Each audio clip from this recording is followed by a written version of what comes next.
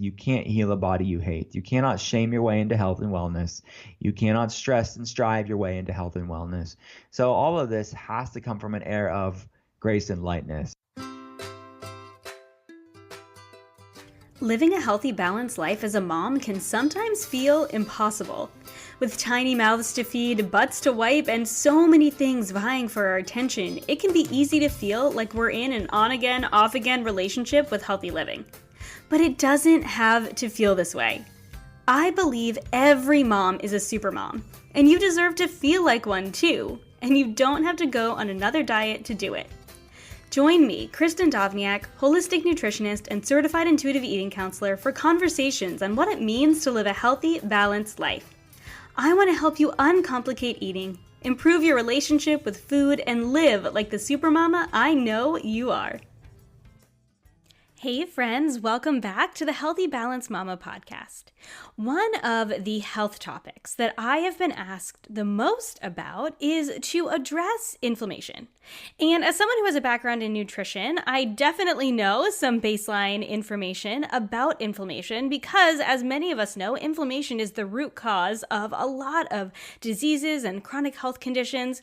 But managing inflammation at the baseline level and finding what works for us in terms of our health can be really difficult. It can be really difficult to do on our own, and it can be really difficult if we're healing our relationship with food and trying to figure out how dealing with chronic health conditions really plays a role when we are also trying to find freedom with food and really nourish our bodies in a way that they feel good, they're healthy, and they're vibrant, but without restriction.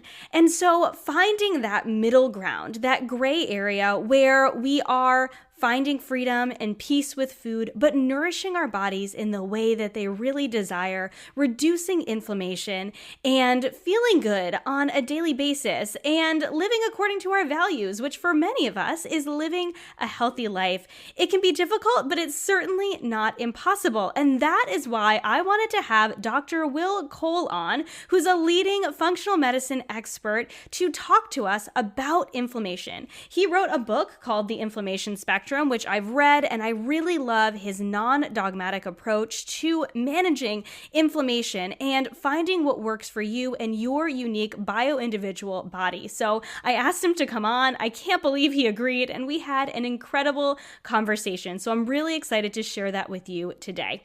For those of you who don't already know him, Dr. Will Cole is a leading functional medicine expert. He consults people all around the world via webcam at drwillcole.com and locally in Pittsburgh, Pennsylvania.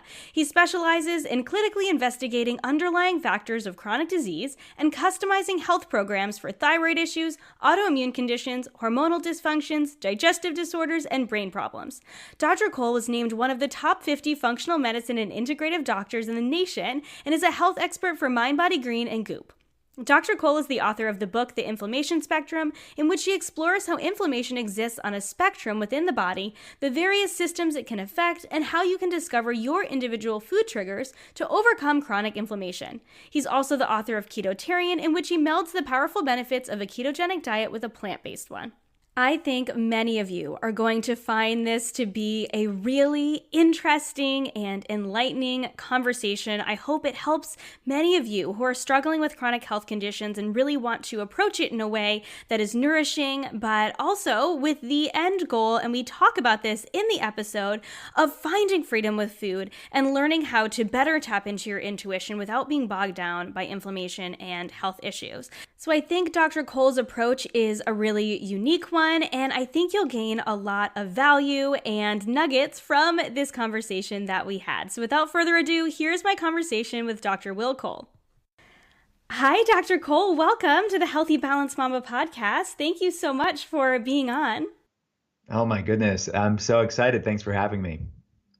I am so thrilled to talk about the topic of inflammation with my listeners. It's something we haven't covered yet. And because I am the healthy, balanced mama, and I really want to share health in a way that's accessible for a lot of different people, whatever their health concerns are, I think it's going to be a really great conversation. But I just want to start with a quick icebreaker.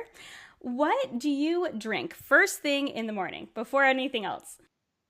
That's a good question. I typically drink Earl Grey tea first thing in the morning, because I'll do time restricted feeding or intermittent fasting in the morning. And the reason I drink Earl Grey tea, and any tea with, the catechins, the polyphenols, the antioxidants, is fine. Like green tea, black tea, white tea is fine.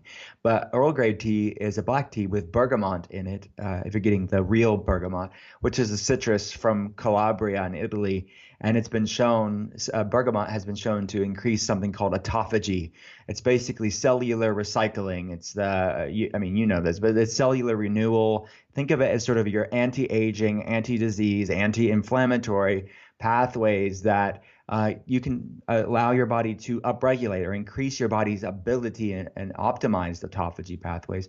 But fasting does that as well. So I'm sort of leveraging the benefits of fasting and amplifying the benefits of fasting with Earl Grey tea in the morning. So that's what I drink. That's so cool. And it's so funny that you mentioned bergamot because I had never even heard of bergamot. I studied abroad in Calabria in college, and I've actually talked about it a few times here on the podcast. And I had no idea that it was even a citrus fruit. I just knew that it was part of Earl Grey tea, and I had no idea that it contributed to autophagy. So that's very cool to learn. Yeah. Yeah. Hey, you'll get super nerdy with me. Don't worry about it. Well, I love that. I am definitely here for that. So I'm sure, and I already read your bio, many of my listeners are probably familiar with your work, but can you just briefly share what you do, who you are, and what you're passionate about bringing to the world? Thank you for letting me talk about that. I mean, I am passionate, and my heart and my love is really to, at least professionally, I should say, is to immerse myself into complicated cases. My day job is consulting patients around the world via webcam and giving them a functional medicine perspective on their health. So the main core of patients that we focus our time with have some sort of autoimmune issue. And there's somewhere on this autoimmune inflammation spectrum that I talk about, whether they may be diagnosed with a diagnosable ICD-10, like diagnosable autoimmune disease, or they have autoimmune components. So whether that's Hashimoto's, autoimmune thyroiditis, or it is, MS, neurological issues, it could be chronic fatigue syndrome, manifestations of autoimmunity. But so that's what my love is really to make functional medicine accessible and affordable to people around the world. And so from 8 a.m. to 6 p.m. During the week, I'm talking to people like we're talking right now via webcam, and getting them labs drop shipped to their town wherever they're at. And I'm also giving them this guidance and monitoring their case over months and giving them the insight that they need as to why they feel the way that they do. So that's my love. That's my main passion professionally. And I have an amazing team here at the clinic where we can be collaborative together with ideas and giving them the best curated functional medicine experience tailored to them. So I love my team, and that's what I really focus on. And I've written books about this stuff that I do. The books are just extensions of what I've seen consulting patients. So I've written Ketotarian, which is my first book. It's a mostly plant-based ketogenic book, just kind of explaining the science around that. And then The Inflammation Spectrum, which is my most recent book, talking about inflammation as it relates to lots of different things. Autoimmunity only being one of them. So that's my passion. Yeah. I love that you are so passionate about working with one-on-one clients after, having a couple successful books. And I know you work with some big companies like Mind Body Green and Goop. It's really cool to hear that like your number one passion is helping individuals, and you help individuals through your books, but also working with those one-on-one patients. So I think that's so cool. Thank you so much. Yeah. You already shared this a little bit, but can you really kind of do a little bit of a deeper dive into, for those of my listeners who don't know, how does functional medicine differ from conventional medicine?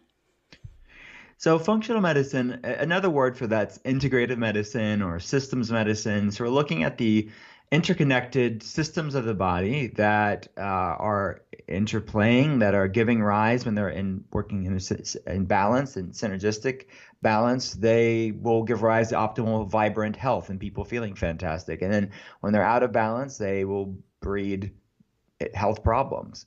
And I've been doing the telehealth, telemedicine consulting online since the beginning of my practice, since 11 years. When I first started that, it really was born out of me writing about it and talking about it online. And there weren't people in their own towns, or there were, and they just were looking for someone that had experience in that space. It's changed a lot over the past 11 years. I mean, back then it really was few and far between of us talking about this. Now the Cleveland Clinic has a functional medicine center. I mean, there's a lot more of us in this space, which is awesome, because there's so many millions and millions and millions of people. No exaggeration. I mean, it's a lot of people that really need us. And there's not enough hours in the day to help all the people that need help. So we need more people in this space. But I love the fact that it's gotten more mainstream. Institutions like the Cleveland Clinic and other similar hospitals and conventional medical institutions are now opening functional and integrative medicine centers, talking about these things that I've talked about for the past 11 years. But if I had to boil it down, what's the difference between what I do in functional medicine and conventional medicine? First thing is we interpret labs using a thinner reference range. So anybody that's listening will know when I get this lab, there's my number, and then there's this reference range, this X to Y interval of numbers, and they're comparing me to that number range. We get that reference range that you're being compared to from a statistical bell curve average of people who go to that specific lab. And people that are listening will also know if they go to different labs, they may see that reference range vary from lab to lab. It's not standardized for the most part. Well, why is it? What is it based on? Well, it's based on the people of that population that they're comparing. Well, who are the people that are predominantly going to labs? They're people with health problems. So there's a lot of people that go to the doctor. They know intuitively, like, this isn't normal for me. I have to find out why I feel the way that I do. And they get the labs ran, and the doctor says, everything's fine. You're quote unquote normal. What they're unintentionally being told by their doctor is you're a lot like the other people with health problems that we're comparing you to, and we're equating common with normal. Just because something's common doesn't necessarily mean it's normal. You know, ubiquity doesn't necessarily equate with normalcy. And chronic health problems, hormonal problems, autoimmune issues, chronic inflammatory metabolic issues, those are very ubiquitous. But just because it's ubiquitous doesn't mean we should settle for it. And it doesn't explain how you can feel fantastic. So if in functional medicine we're taking people with health problems out of that reference range, so we are looking at the functional range, where your body is functioning the best. That's where functional medicine gets its name. So it's a thinner range, a thinner interval of numbers within that larger reference range of where people that live long, healthy, vibrant lives live.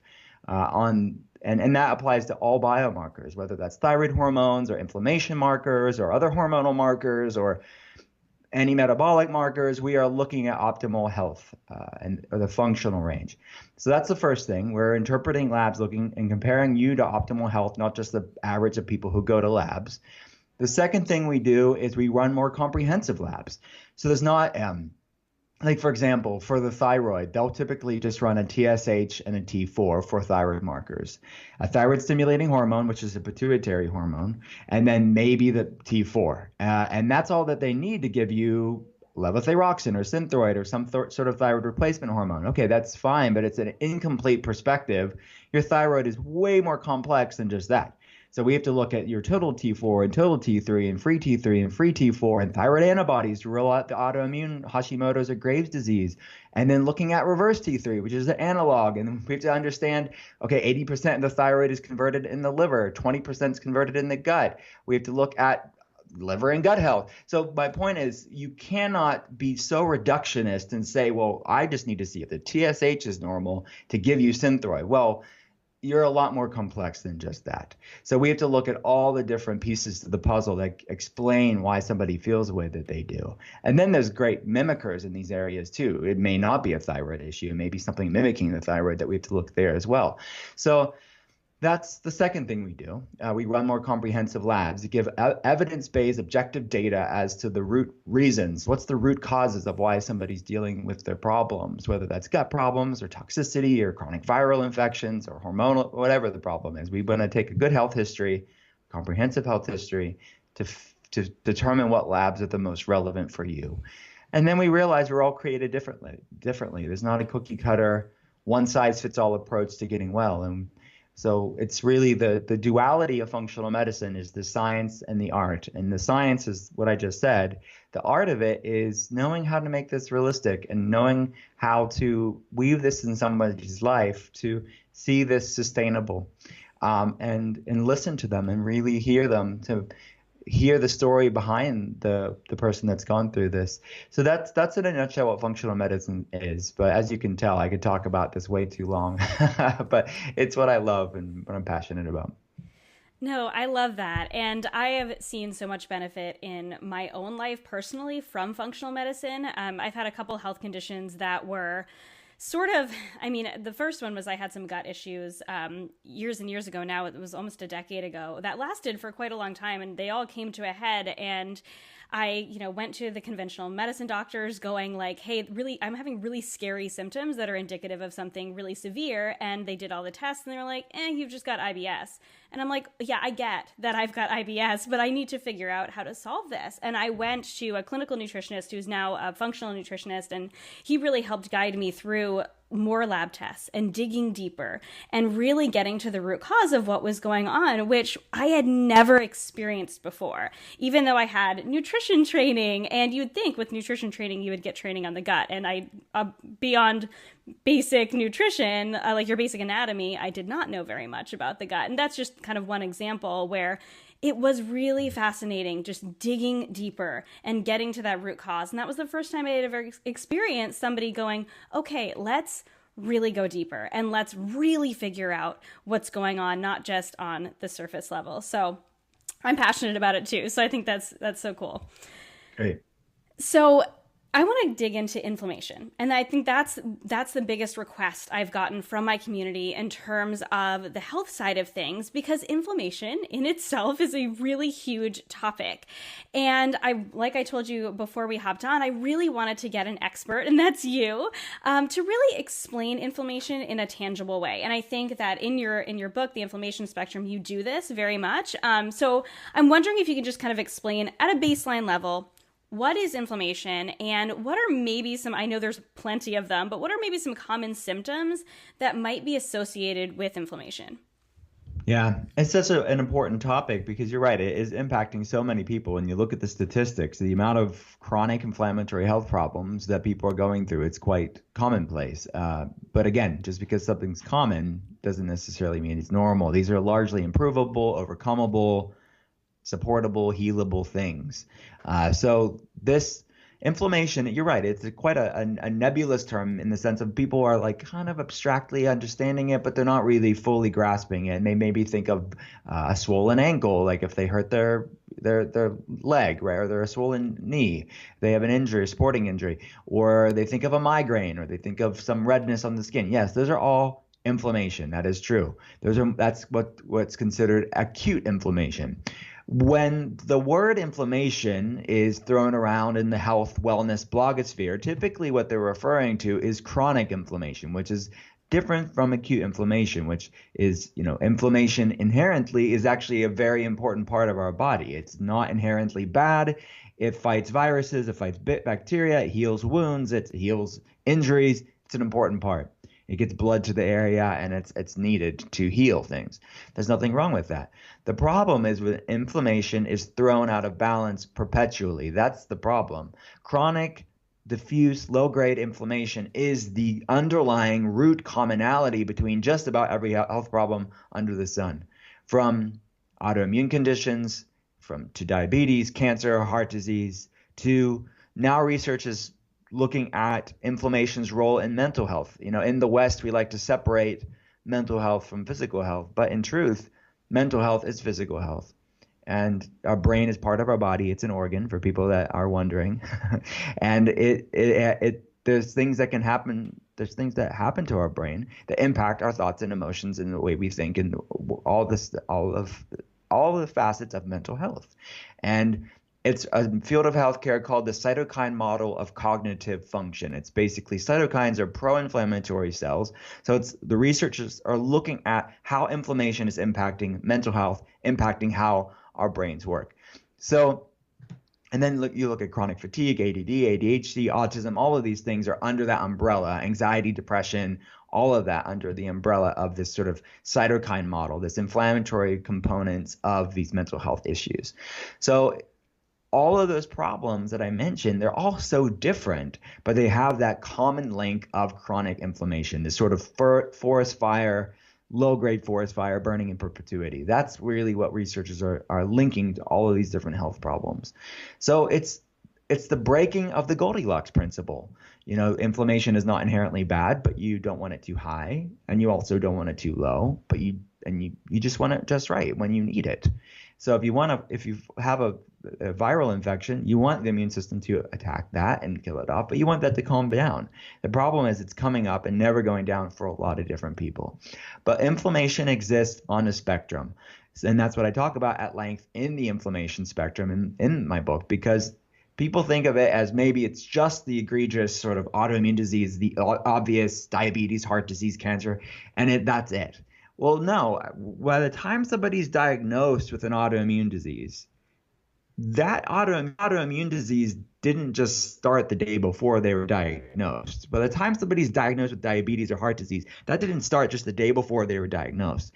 On average, research points to 4 to 10 years prior to that diagnosis, things were brewing on this inflammation spectrum. That's up to a decade before they're at the doctor's office and their doctor says they have this problem. Wow. So people need to wake up and realize none of us are impervious or impenetrable to these health problems. You look at the statistics, we have to do what we can do. We can't control everything, but there's dramatic research showing that largely these health problems are governed by the choices that we make in our life. So research estimates that our genetics haven't changed in 10,000 years. 99% of our genes haven't changed in 10,000 years. But yet, why do we see this really epidemic rise of these chronic inflammatory health problems in a very short period of time? Well, researchers are looking at this growing mismatch between genetics, our DNA, and epigenetics, our lifestyle things that we're awakening these genetic predispositions that have always been there for 10,000 years. But why are they being triggered like never before? Well, it's the field of epigenetics. It's the lifestyle things we're doing or we're not doing that's awakening these latent sleeping gene predispositions like never before. So that's what inflammation is. It can look in different ways. From one end of the inflammation spectrum, like the low end of it, it's the things like mild fatigue, maybe some bloating, maybe some anxiety, maybe some depression a little bit, like mild forms of it. That's on one end of the inflammation spectrum, all the way to the other end of the inflammation spectrum, which is the overt, diagnosable, labeled with a official medical label, and then everything in between. But it's important to remember those health problems didn't just start brewing 4 to 10 years prior to the diagnosis. By the time it's diagnosable, a lot of these autoimmune diseases, a lot of destruction has to happen before it fits conventional medicine's criteria to be even labeled. So, for example, autoimmune adrenal disease, Addison's disease, you have to have 90% destruction of your adrenal glands before conventional medicine will call it Addison's disease. Wow. That didn't happen overnight. Similar numbers, 70 to 90%, let's just say, across celiac disease, MS. You have to have 70, 90% destruction of either the villi for celiac disease or the myelin sheath for MS to even show up on imaging studies for them to catch it, and it's overt and obvious enough to even get the person in the doctor's office for them to say it is what it is. This is not to scare people for the sake of it. This is just to give awareness to the fact that why would you want to wait to that point anyways? And there are many people that will never get diagnosable. They'll never get as bad as what mainstream medicine would like to call it when they'll call it something.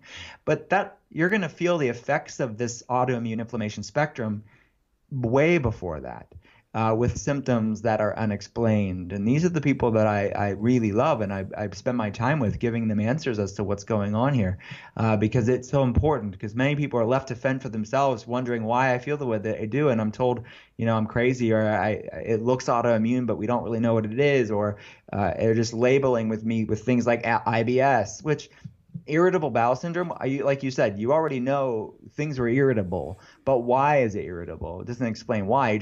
It's a diagnosis of telling you how you feel.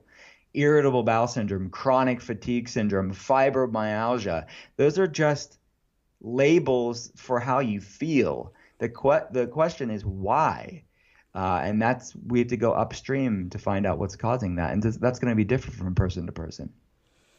Yeah, I want to dig in a little bit deeper to that, because one of my favorite things that you start like right at the beginning of your book. I'm looking over at your book right now, because you start right at the beginning of your book sharing about our uniqueness and why it's so important that we take this unique approach to inflammation and to our health just overall. So I'm wondering if you can kind of share a little bit more into what is bioindividuality and why does a very unique approach matter? Because, we're all humans, and I think we can get into this, especially, in the modern medicine world, going like, okay, you have this condition or you have this condition, and then you're kind of grouped into this person with this condition. But as you go into your book, and I know that there's so many, like you were saying, so many like nuances to each person and their condition, even within their condition. So what is this concept of bioindividuality, and why is the fact that we are so unique important to this whole realm of inflammation? Yeah, I mean, it's so true. It's very, again, reductionist to say, well, just because you have this labeled with this disease, everybody in this, once you're labeled with a disease in the conventional setting, everybody's given the same medication. And it can work for some people, and it causes flare-ups for other people, and it will cause, no improvement or decrease. It will cause a flare-up or an improvement of symptoms. It'll just do nothing for some people. So we can't be so oversimplistic to say that this medicinal matching game, and the training is in the conventional setting to diagnose a disease and match it with the medication. And again, it helps some people. It's going to maybe provide relief for some people, and that's good. We're not anti-medication in functional medicine. We just ask the question, what is your most effective option that causes you the least amount of side effects? So that's really the question. Is we're not anti-medication. I really think there's no doubt about it. You can look at the statistics. There's some people that are alive because of medication. Medication serves its place. We're not for the eradication of it from our lives. It saves people's lives. But it's about being smart. It's about being thoughtful. It's about being judicious. It's about being what's actually the root cause of this. I mean, rarely is somebody actually sick from a medication deficiency, meaning you're not going to like medicate yourself into health one day. That doesn't mean that it doesn't serve a purpose. But okay, if we can get upstream, if we can actually find the root cause, let's do it. And I think how can we even say what it is if we're not looking there? And we have to know what we're up against to do something about it. And for somebody to just relegate the thyroid, like we're using thyroid as an example because it's so common, but just saying, well, high TSH, give them Synthroid. Well, why is it there in the first place? Why did this already happen? Would you just give them a synthetic T4 for the rest of their life? Or, if someone's in chronic pain, just give them the pain medication. But why is the pain there? Is there an autoimmune component? And then if there is an autoimmune component, what's driving the autoimmune component? We don't even really ask the question. They don't even really say it. They don't even go there. They're just doing this sort of medicinal matching game. They're running the basic simple labs to give the basic simple medications that everybody else labeled the same way that you were given. That sort of oversimplistic view, again, it's not to say that it is a complete failure. It's just a lot of people are falling through the cracks of that system. And we're just asking the question in functional medicine, okay, what's actually going on here, and giving them the time and the space and the thoughtfulness and the due diligence that they deserve. So we're all different, and you can have 100 people going through any number of diagnoses, whether that's, let's just say, chronic fatigue syndrome. Okay, well, why is that? Why are they labeled with chronic fatigue? What's causing that? So is it a hormonal imbalance? Is it some chronic infection? Is it an underlying gut problem? Is it a toxicity issue, like a biotoxin like mold? Is it a heavy metal issue?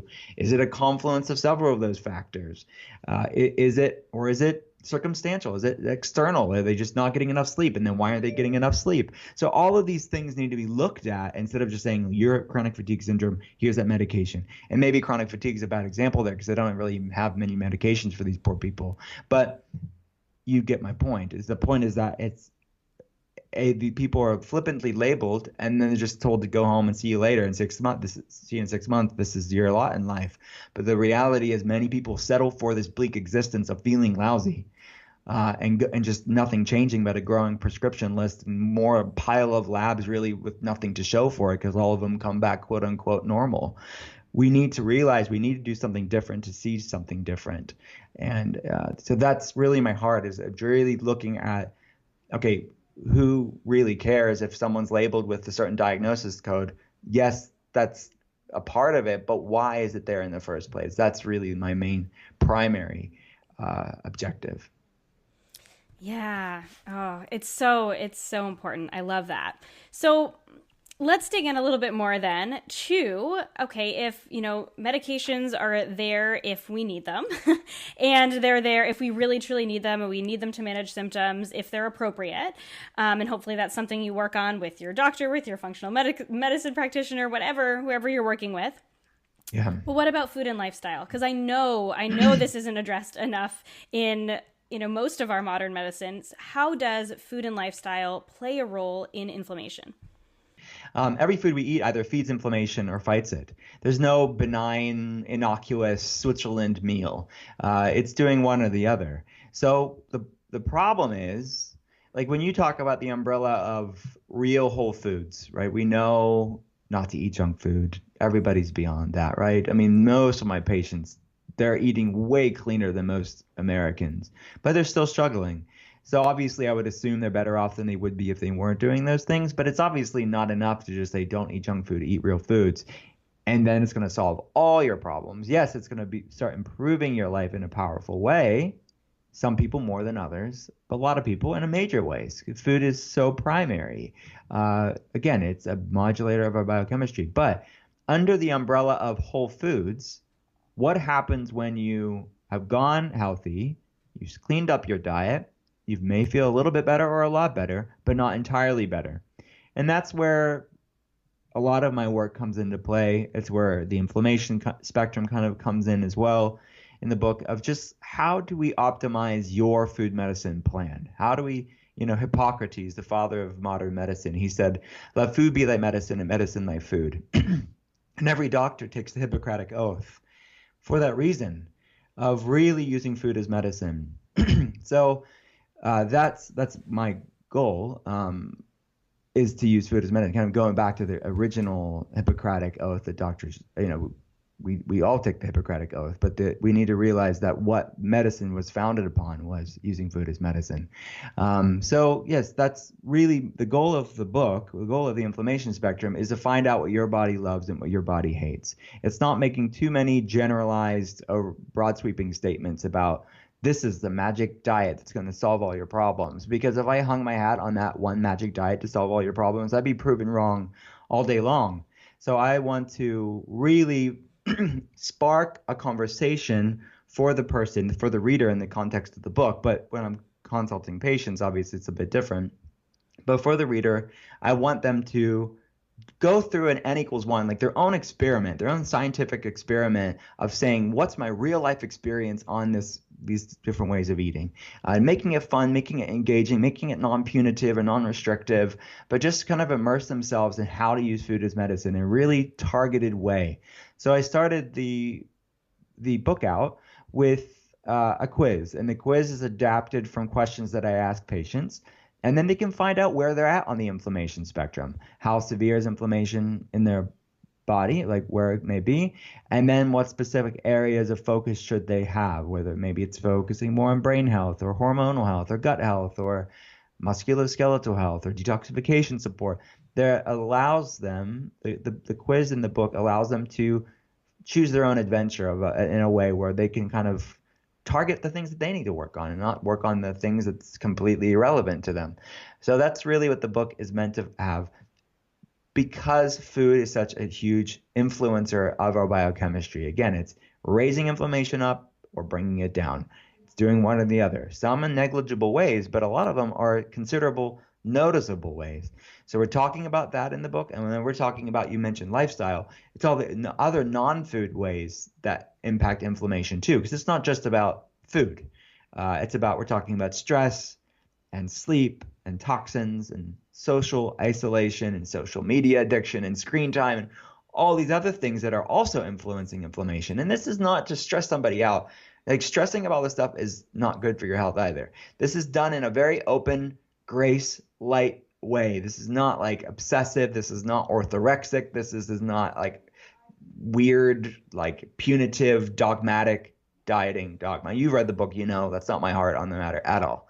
So it's quite appropriate for people to lean into, because you have to do something different to see something different. And then we're going over all the studies and the research, but digesting it in a way or putting it in a way that's really approachable to people. Yeah, I love that you mentioned this. I'm all about holistic health, right? It is so much more than just the food we eat or just the medicine we take, or it is our lifestyle, and that stressing about it is just as detrimental as, maybe not doing anything. Maybe not, but there is that balance of, wanting to lean in to making these improvements for our wellness, but not stressing about it as well. So my background and what I kind of teach right now, or what my passion is this idea of intuitive eating, where, we're not punishing ourselves for not eating a certain way, but we have this freedom around food and finding what feels good for us, which I think some people might argue doesn't match your approach of kind of eliminating foods in order to find what works. However, I want to kind of be the devil's advocate here, for lack of a better term. I know that's not the best term, but as someone who has dealt with major health concerns, I think what you're talking about, this really individualized, strategic approach to healing, can be really necessary, especially if we're dealing with chronic conditions that we've tried all the things and they haven't worked, or have just been overlooked or just not properly managed by these conventional approaches. So can you explain why this elimination approach is really necessary to finding what works for us when we have these chronic health conditions? Sure. Yeah, I agree with you in the sense of I'm without a doubt, the goal for everybody is to get them to the place of intuitive eating. There's no doubt about that. But when the body's out of balance, it's really hard to hear intuition. And it's when the body's out of balance, and what I mean by that is inflammation out of balance. It's the immune system out of balance. It's causing disruption of communication in the body and this bidirectional relationship between our thoughts and emotions and our physiology. So when I need to create stillness for people to even hear their intuition.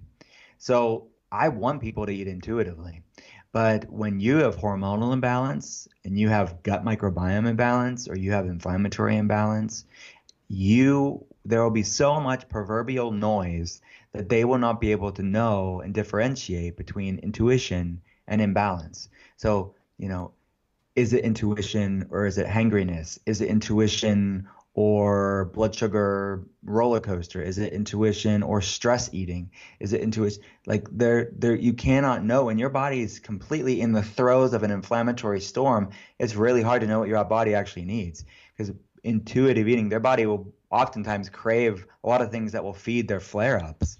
Like their body's craving that sugar. Well, is that really intuition? If something's making you feel horrible afterwards, is that really intuition? Or if they're completely disillusioned as to what's working for them, is that really intuition? We have to undo and calm down the disillusionment to really allow intuition to speak clearly. So that's my goal throughout the whole system in the book, is to get clarity, calm things down, to find out what your body loves and what your body hates. That's what intuition is. You have to know what your body loves and hates. That's intuition. So intuitive eating isn't just like, well, and I'll just say this, like I want you to have, and this is the last chapter in the book. this is food peace, allowing you to find food peace. And that's the goal. But some people, if they once they have discernment and clarity and food peace, they know what their body loves and hates through the system in the book, then they'll go and eat something that's not in alignment with what their goals are, but they have the freedom to do so. And then they can see and take they have the knowledge of, okay, this food isn't the best for me, but I want to have it. And that's the grace and the lightness that I want people to have. And then how does that food make them feel? And be introspective and intuitive to that and honest with themselves. For some people, it's going to be minor. So that food was worth it for them. That's the food piece that I want people to have.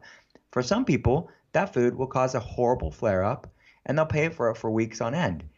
That also, for them, that's not worth it. But at least they have the clarity to know that food is the problem. And I'm not disillusioned as to what's working for me and what's not. So you have to get to the place of centeredness to even have intuitive eating.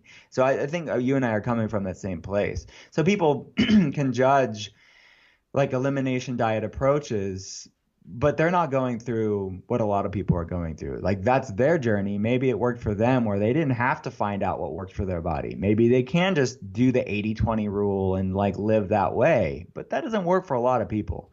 And my goal is to get the people that aren't there to where they're at, but they're blessed and that's awesome for them and they can be there already. That's not everybody's journey.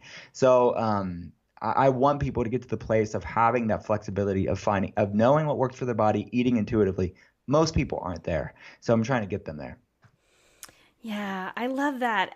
I love your concept too of kind of finding your own personal threshold for these certain foods that could be inflammatory for one person or overall, could something like sugar. We know that eating a lot of sugar is going to be inflammatory overall, but what is our kind of personal threshold for these things? I actually had a friend yesterday ask me, I was doing a photo shoot for a course that I have coming up and we were sitting down, like we were eating this gluten-free meal and she asked me if I always cooked gluten-free.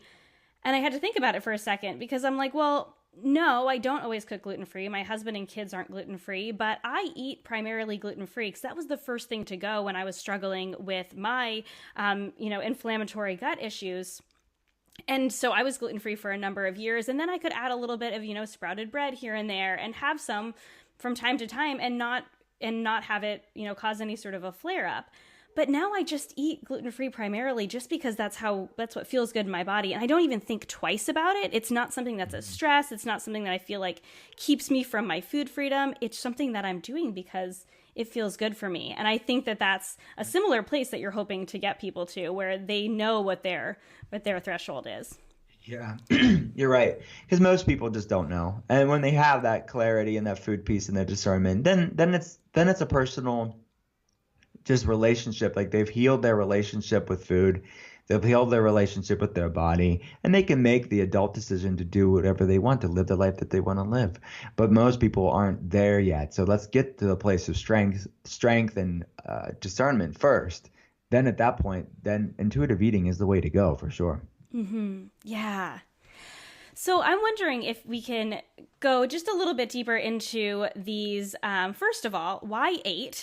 And these 8 areas that people might need to address, these 8 areas you talk about in your book. So what are they? And maybe just a couple signs that they might need to be addressed. Yeah, so the number 8, for people that haven't read the book, it just turned out that a lot of things were coming as I was curating and formulating the book, which I actually started writing the inflammation spectrum before Ketotarian. So that's how long I've been working on it. So because I wanted to get it right. And when I saw were these 8 foods, what I call the eliminate, the foods that research points to, I don't have a personal vendetta against these foods, but research points to these foods being the top potential inflammatory in most people. And again, you may find, hey, I do fine with 6 of those, but not 2 of those, or I'm not good with 6 of those, and I can only eat 2 of those. So it's everybody's different, or maybe 4 and 4. It's going to be bio-individuality. So I'm not making punitive statements and saying these are bad for all people. Certainly not. But there's the core 4 foods, which are grains, added sugar, which we just talked about, high omega-6 oils like vegetable oil, canola oil, and conventional dairy. And we have a nuanced conversation about the types of grains and the preparation of grains, and the same with dairy and beta A1 and beta A2 casein and goat's milk, and like all the variabilities there. So again, there's nuance in all of those conversations. And then the core 4 track are the people that scored lower on that quiz that I was talking about in the book, where they dealing with some things, but maybe not that severe, but they want to clean up their life and feel better and lower inflammation. So that's the core 4 track. It's removing those 4 foods for 4 weeks and then slowly reintroducing them to find out what their body loves and hates. And then the more advanced track are the people that scored higher on that quiz in the book. And when the quiz actually is on the website too. So if you didn't want to get the book, you can go to drwillcole.com and go to the inflammation spectrum. And we adapted the quiz from the book on the website. But people that scored higher on the quiz would do the eliminate track, which is the core 4 foods, which you just mentioned, plus 4 more. So that adds in nightshades, which are peppers, tomatoes, eggplants, goji berries, white potatoes, some spices, and then legumes, beans, lentils, things like that, nuts and seeds, and eggs. Especially the eliminate track, which the core 4 people can kind of get behind of like, okay, sugar, tons of bread, maybe not the best thing for people. High omega-6 oils like canola oil isn't the best for people. But the eliminate track adds those plus those 4 foods that I just mentioned. Those are all real foods like nightshades, legumes, nuts and seeds, eggs. And I do fine with most of those foods, but a lot of people don't.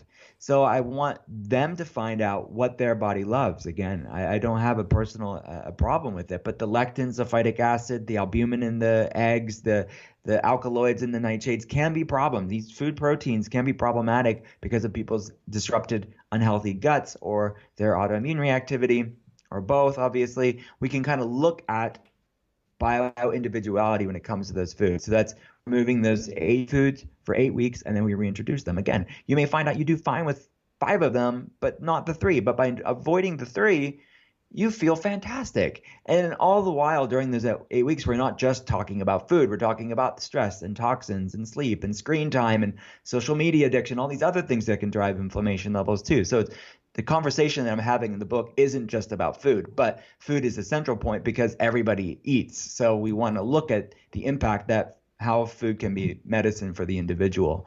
And then the reintroduction is just as important as the elimination part of it. So you can see and test each food and see how you feel. And we do it in such a systematic way that it's not going to be a matter of, you're like confused as to what works for your body. It'll be very obvious for you. Oh, this doesn't make me feel as good. And avoiding that food at that point isn't punitive or restrictive or orthorexic, obsessive. I would rather feel better than I miss that food. And that's that grace and lightness that I want people to infuse in their life and infuse in their meals. So dieting isn't this sort of a very source of shame and guilt. It's really not about that at all. So that's really what we do in the book. Yeah, it's about nourishing yourself and wanting to feel good. And I know that's a place that I have found so much freedom in getting to. And so I really appreciate that for sure. So I'm curious. So there might be someone listening, and I've read the book, so I know kind of your answer behind this, but there might be somebody listening who's like, well, can I just go and get tested for all of these? And can I just do these food intolerance tests? What will that tell me? Why are or are not these tests effective in this? Mm-hmm. Yeah, so I'm not a fan of those tests as a baseline, because what happens is that a lot of foods will come back positive invariably, and it's going to be lots of foods will be in the reds and the yellows on those labs, and no matter what lab you're talking about. For a lot of people, this isn't everybody, but this is a lot of people. And then that feeds into the anxiety and stress, like, what the heck, I can't have all these vegetables, I can't have all these fruits, I can't have all these meats, I get all this stuff. That's less to do with those foods, less to do about them, and more to do with the intestinal permeability, the leaky gut syndrome, the overreaction of the immune system, more to do with that and less about the foods. So I find that those foods at the beginning. So what are you supposed to do? Based on a snapshot in time, whenever you got that lab on a Tuesday morning, whenever you collected the lab, you're supposed to base your whole diet off of that snapshot in time. Because my assumption is if you went back and did that lab again the next day or the next week, you would see different foods being positive. So it's not really helpful to base your months and weeks off of the snapshot in time.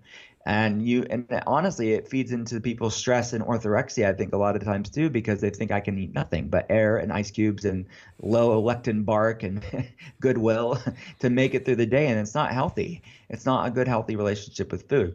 So when I see a food sensitivity test like that, and that's fine, people want to run them, my perspective on this, and this isn't just my opinion, this is most of us in functional medicine, we would see that it's more of we need to improve the gut health and calm the inflammation down first, and that's the clinical objective, not avoiding all these foods. So I don't find this very practical in determining like real life breakfast, lunch, and dinners decisions. And it's important to know too, there's different pathways. There's food intolerances, food sensitivities, food allergies. I mean, a lot of times people get these food sensitivity tests or food reactivity tests, and they think, whether that's the doctor that's running them and they're not explaining it, or they're doing the at-home kits and they're not being really explaining it, and they equate that with allergies, and then they go and avoid those foods forever and ever, amen, thinking, I got that food sensitivity test 2 years ago, but they're calling it an allergy test, and they think they're like allergic. So it's a context matters, and I think it's important to know like what actually is going on here.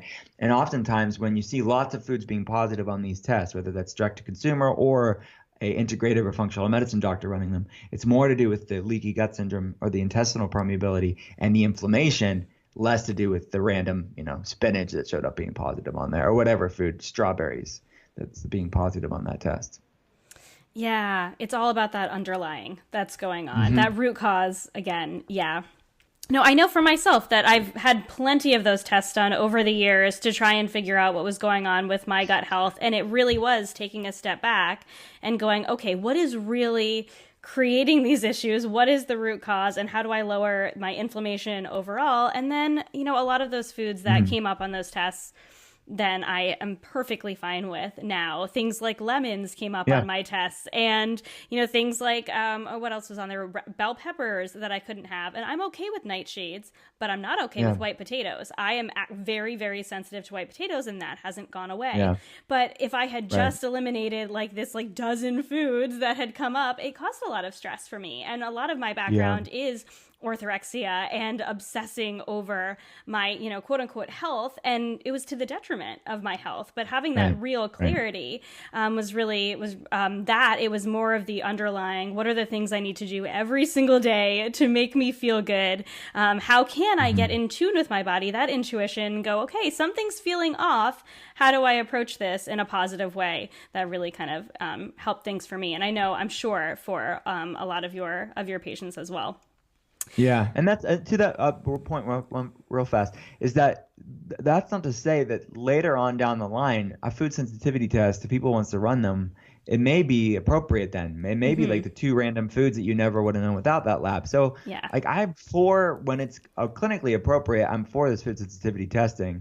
I just don't think it's helpful for somebody in the throes of inflammation to run it and determine their whole diet. And we talk about cross-reactivity labs in the book too. Like there's some exceptions to people with celiac and, different autoimmune issues, that foods that mimic gluten, like this sort of molecular mimicry that goes on for some people. There are certain food sensitivity testing that I do think could be helpful for certain people. I just don't think, because it's so common right now for people to get them done, that you're right. It's like, okay, is it the lemon's fault, or, what's going on here? So that I just wanted to clarify that there is a place for them, but I don't think everybody needs them.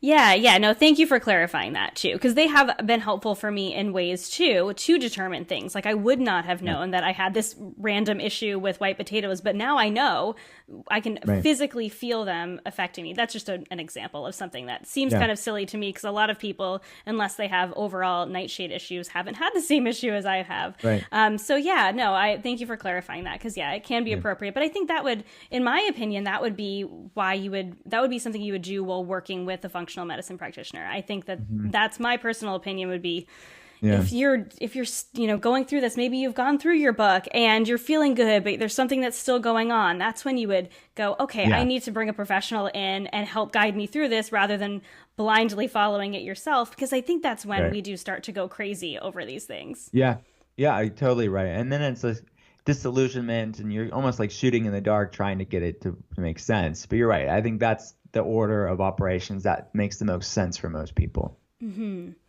So, what if you have someone that you are working with one on one and they're feeling a little bit crazy around, eliminating these foods and they're feeling stressed out? What is your advice as a functional medicine doctor to not go crazy when they're really trying to eliminate these foods and find what works?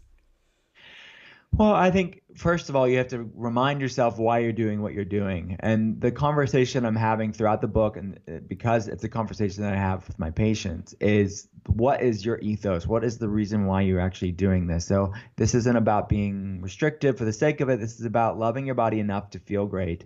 And something that I talk about in both of the books is you can't heal a body you hate. You cannot shame your way into health and wellness.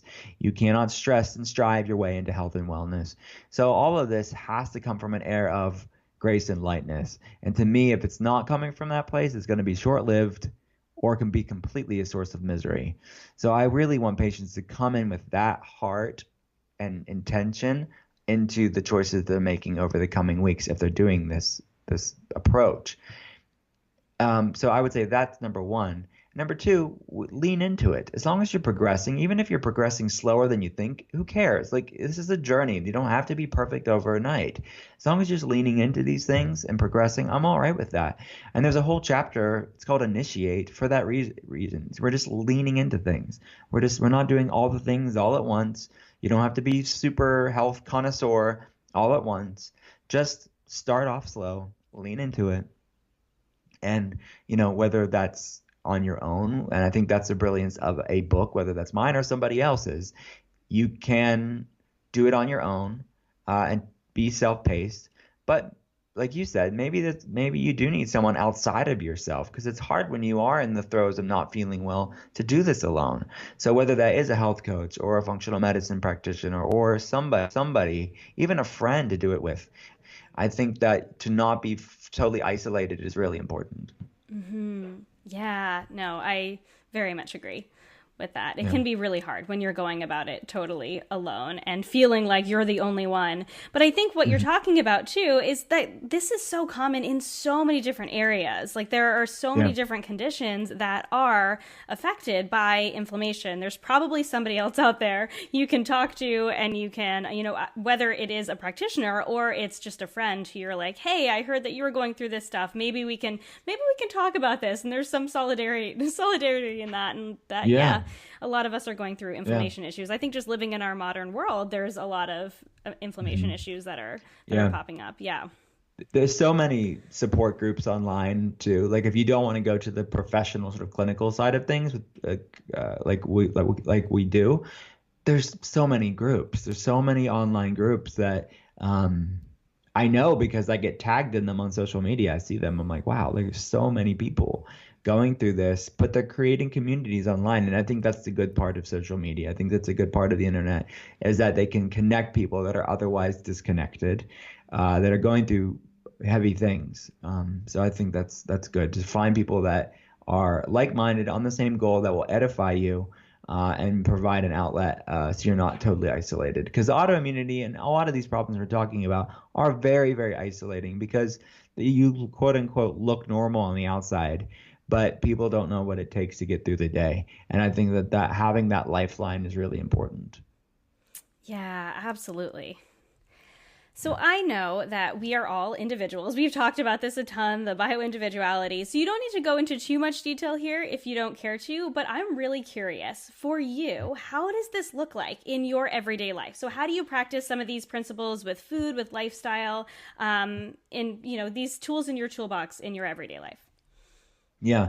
So I intermittent fast in the morning, like I mentioned. I don't do that every day. And it's not like it's something I will or really obsess about. I just kind of eat when I'm hungry. And the more metabolically flexible you are, or anybody is, the more their eating window tends to be a little bit tighter, the hours that they eat. So I'll typically break my fast around noon after like Earl Grey tea, maybe some organic coffee, maybe some green tea. I have this... I normally drink Peak tea, which is friends of mine, but PIQUE. I love their variety of teas because they're just tea crystals in these little sachets, and you pour them in, and for the people that don't even wait for tea to steep, it's already there for you. For the tea aficionados out there, you will appreciate peak tea, because I am a tea junkie for sure. And then way that I eat is Ketotarian. It's a very Ketotarian way of eating. It's my preference of eating, and I do a cyclical approach. I'll increase my carbs when I want to. It's not a big deal, but you have to have metabolic flexibility to do that. Because once I go intermittent fasting, I will get into ketosis again. It's not something where I have to be always in ketosis. So what I advocate for people in Ketotarian, my first book, is to gain metabolic flexibility to burn fat and burn sugar when you want to, and have, again, that grace and lightness to not always be in sugar burning, hangry mode all the time that many people will find themselves on. So that's typically what I eat. It's a mostly plant-based diet, high healthy fat, moderate protein, lower carbohydrate diet. But again, when I want to increase sweet potatoes or increase fruit or have a smoothie, then I'll have it and then go back into ketosis. So that's typically my food regimen. It's explained in Ketotarian. And yeah, so then I as far as like other activities that I like to do, I love my Peloton bike. I typically, if I do it, I'll do it in the morning before I go see patients, or on the, like, obviously the weekend I'll do it as well, or when I go home in the evening. So I love my Peloton, but I mix it up. So I do like body weight, burst training, HIIT training, free weights, and Peloton. Do not always do the same thing. Yeah, so that's my activity, and I like spending time with my kids. I have a 13-year-old son, 10-year-old daughter, my wife, and my 2 golden doodles. I live a pretty simple life. So I come home, we just hang out and go back seeing patients. Like, I go back to work. So yeah, that's my life. Oh, I love that. I also love the Peloton. I've just started using the Peloton a couple months ago, and it's a bit addictive. It's kind of hard to go and do something else because it's not in an unhealthy way, but it's really fun. And I love any sort of exercise that makes me feel good, and that's fun, and I want to move. Mm-hmm. Yeah. Yeah, it's good. It's a good cathartic sweat. It's like just good. It's positive. Mm-hmm. It's a positive thing. So I have one more question regarding sort of family life, but I'm curious, just kind of, I know a lot of people are really curious about this idea of intermittent fasting, and it's very big in the media, and I'm very careful to, I wouldn't recommend it to the clients that I work with are really trying to heal their relationship with food. So in those early stages of healing your relationship with food, it is not appropriate to restrict your eating in any way in terms of, even time restricted. But aside from that, that population, do you think intermittent fasting is something that's appropriate for everyone, women and men, or is there, other than, that population who might be dealing with kind of disordered eating? What do you think in terms of intermittent fasting as kind of a broad sweeping recommendation? I think if it's done right for that person, I mean, it's, again, going back to my earlier statement of context matters. I think that you're right. Some people, they don't need to worry about it. They need to be working on other things on their health journey, and that's not their primary focus. But, there are very loose time-restricted feeding windows that are still technically, you'll get a lot of the benefits, lighter benefits, but that may be the perfect thing for you at that point because you're doing all these other amazing things. So this is just another tool in your toolbox.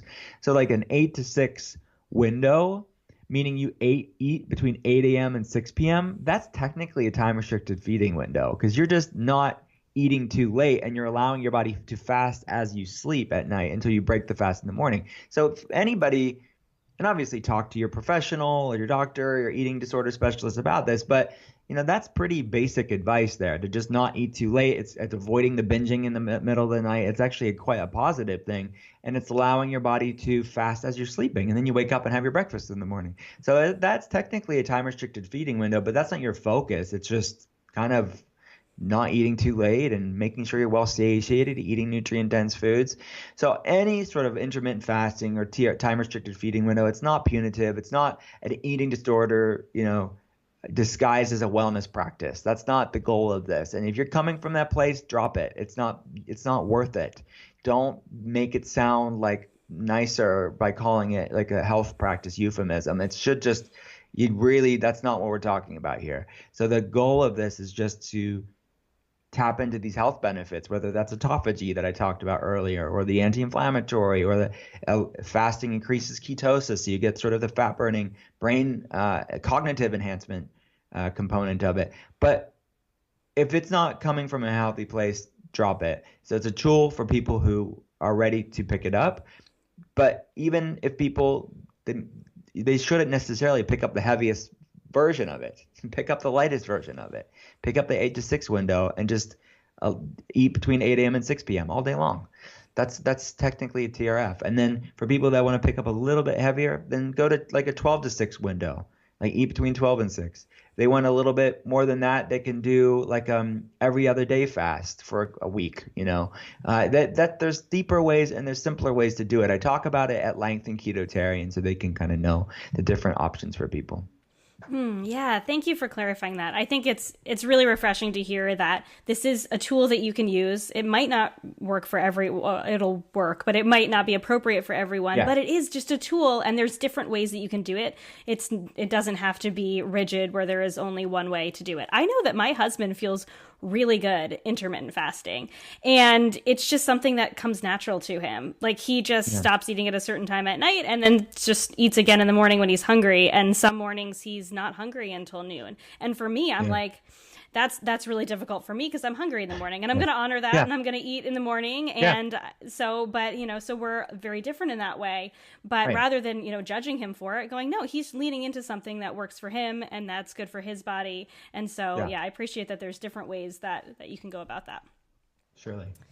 So I know you had just mentioned that you're a dad yourself. So how do you apply these general principles of health? Obviously not intermittent fasting, but how do you apply these general principles of health and reducing inflammation to your family? How do you kind of approach what you know as a functional medicine doctor with your kids and kind of with your family as a whole?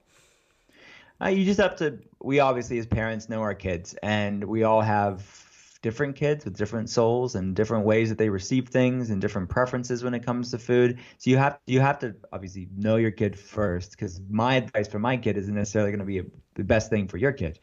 So honor that wisdom. Don't try to just compare and do something because you're hearing somebody else do it.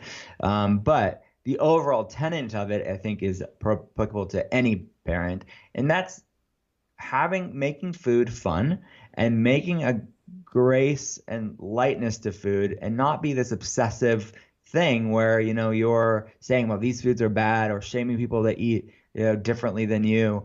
That's not going to be good. But I do feel like making it age appropriate, educating your kids on the impact that foods have on our health, and letting them know where their foods come from, letting them know the health benefits of certain foods, focus on all the things they can have.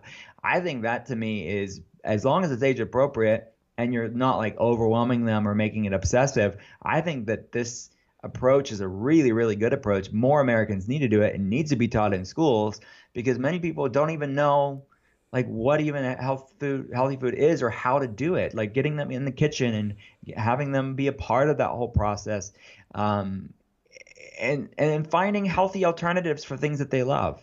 If they like this certain cupcake, at school that they had, find maybe an almond flour cupcake that's sweetened with maple syrup or honey instead of the white powdered stuff.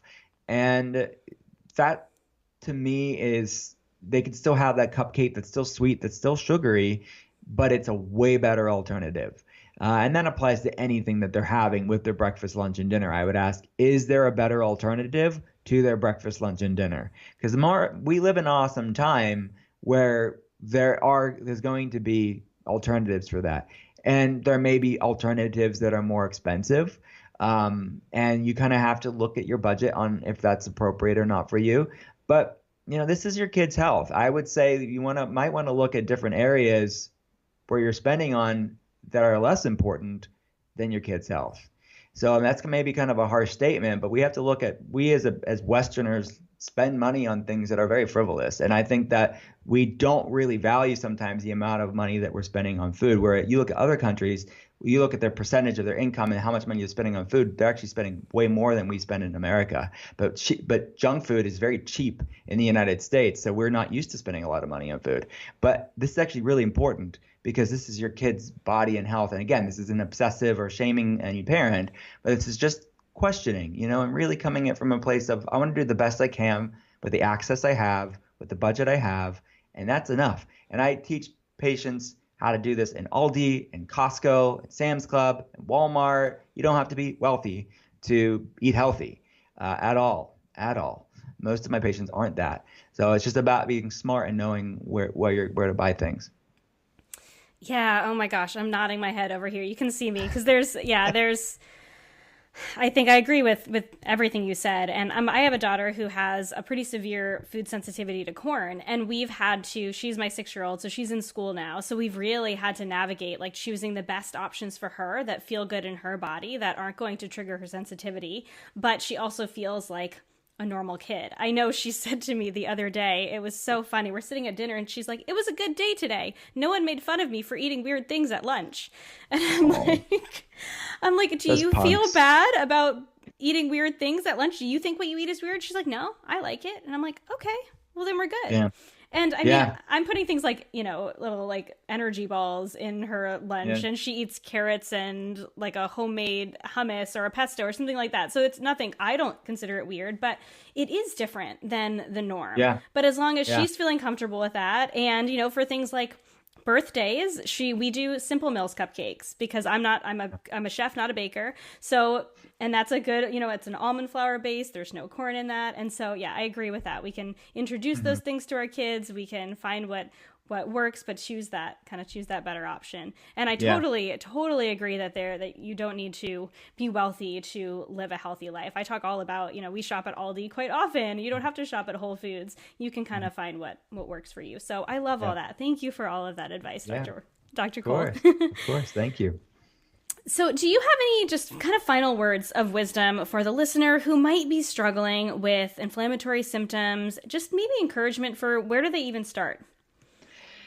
Well, I would say, obviously, I think people that are listening to your show have opened their minds and their hearts to doing things differently. I think that's really a great thing. So they've already made the first step, even if they didn't know it, because they wouldn't have listened this far into this episode without having a heart to learning and opening themselves up to new things. So I think that you've already started, and it's just a matter of how do you lean into from here. And I think that we have a lot of free content online. You can go to drwillcole.com. If you don't want to do anything that costs anything, the quiz is online for free. There's hundreds and hundreds over the past 11 years of written articles about these things. You can get all this access information for free. If the book is a great resource, if you want that, you can get that on Barnes & Noble, Amazon. You don't need another doctor. You don't need another anybody if you just want to start learning for yourself.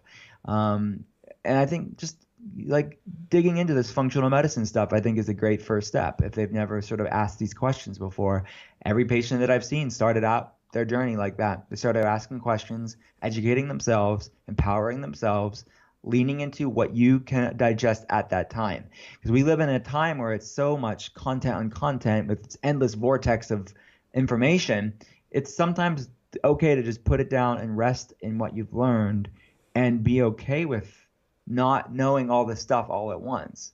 So going back to this grace and balance and lightness aspect of all this information that you're about to uncover for yourself, that I think that it's okay to just pause and go away from it and live your life and not always be thinking about it either. So you have to find a balance. And and if we offer webcam consultations for people around the world at drwillcole.com. So if people want, we have free health evaluations to see if a consultation with me would be appropriate. So they can start, that's free as well. So just some starting points people can lean into whatever is appropriate for them. Awesome. So I have 3 final sort of rapid fire questions I like to ask every guest. And because I love sharing food in a way that's joyful and I'm a foodie at heart, my first 2 are about food. So the first one is, what is your favorite thing to cook if you're cooking in the kitchen? I would say I love these avocado fries in Ketotarian. They're my favorite just because I like to eat them more than anything. The cooking is okay, but like the eating them is the fun part for me. So like they're avocado fries crusted with almond flour and this chipotle aioli dressing, super yummy. So that's probably my favorite snack that I like cooking. Sounds so good. Oh my gosh. I love any sort of aioli, so anything you can dip in an I aioli know is so it. Me good. too. Like sweet potato fries with aioli is so good Yes, too. yeah, so Yeah. good. Yeah. Yeah. So then what is your favorite thing to either order if you're going to go out to a restaurant or have someone cook for you? That's a good question. So I will typically I love fish, so I like a wild caught salmon with like awesome like what I've been liking a lot lately is sort of these Asian inspired dishes that my wife has made. I actually think that they were from like Green Chef or one of those companies that sends you the food in like the bags and we make them. I think that's where they actually came from, but they're really yummy and they are all ketotarian, meaning that they're wild caught fish, sort of with lots of healthy fats, omega fats with lots of stir fries and like these coconut amino dressings. I just been liking that. It's obviously a gluten-free and grain-free option to the soy sauce, but it's sort of that Asian-inspired fish saute that I like. Yeah, oh, I love coconut aminos. That's something I discovered back when I was gluten-free, like, full-time Yeah. gluten-free, and we love them. We use them all the time in our kitchen. So, yeah. Yeah, great. So the last question I have, and I'm going to modify it a little bit for you because, so you're actually the second guest on my podcast who's a man. The first one was my husband. We're going to have more men come on, but because we have, because in the Healthy Balance Mama podcast, we've had a lot of moms come on. So now we're having, you're the second dad who's come on. I'm following in good footsteps. I'm following in good footsteps after your husband. Yes. So. He is not a health expert. He's a professional sailor, but he came on to talk about our health journey. That's awesome. But so what I like to call, we talk about something what I like to call your beautiful balance. We'll just call it your balance for you. But it's this beautiful place of, finding what works in your life. So it's going beyond this, obsessing over food, but finding nourishment and also pleasure in food and in life. So what does balance mean to you? Balance for me is really leading from a place of using self-care as a form of self-respect. So to me, if I'm leading from that place, and the analogy that I use in the inflammation spectrum is if we saw ourselves as a Tesla versus an old beat up car, how would we park? How would we fuel ourselves? Teslas are electric, but you get what I mean. Maybe a nice, whatever, high-end car that you think of. How would you fuel yourself? How would you drive? How would you take care of yourself? And most people see themselves as like a beat up junk car, and they're treating themselves accordingly. And you can't, like I said, you can't heal a body you hate. You cannot heal a body you disrespect and you don't respect. So to me, I think the genesis of sustainable wellness is born out of realizing what an awesome, valuable creation and human that you are, and from that will the ripple effect of that will be random acts of wellness. How I eat because I eat these awesome foods because I respect myself. I go and do these movements and sweat because I respect myself. I go and give myself quiet time or stillness or walk out in nature because I respect myself. So that to me has to be the core, the ethos of what propels you into these things of wellness that we're talking about. Random acts of wellness and self-respect. I love it. So, so great. Oh my gosh. Thank you so much, Dr. Cole. This was an incredible conversation full of so much information. I cannot wait for the listener to dig in. So you already shared about your website where they can, work with you if that's what they're looking for, and then your books as well. And we will link to all of that. So thank you so much for being on and chatting with me today. It was an awesome conversation. Thank you so much. Thank you so much for listening to this episode of the Healthy Balance Mama podcast. If you loved it, would you take a screenshot and share it with a friend over on Instagram and tag me in it? It helps me so much to know what you love and are taking away from each episode. If you really loved it, would you hop over to iTunes and give me a star rating and review? Every rating and review helps this podcast be seen and heard by more women who need to hear the message of balance and wellness without deprivation. It's the best free gift you could give me. And as a reminder, the information and opinions on this podcast are meant for education and inspiration only and are not to be taken as medical advice, diagnosis, or treatment. Please consult with a trusted practitioner before making any changes. Have a beautiful day, friend, and I'll see you in the next episode.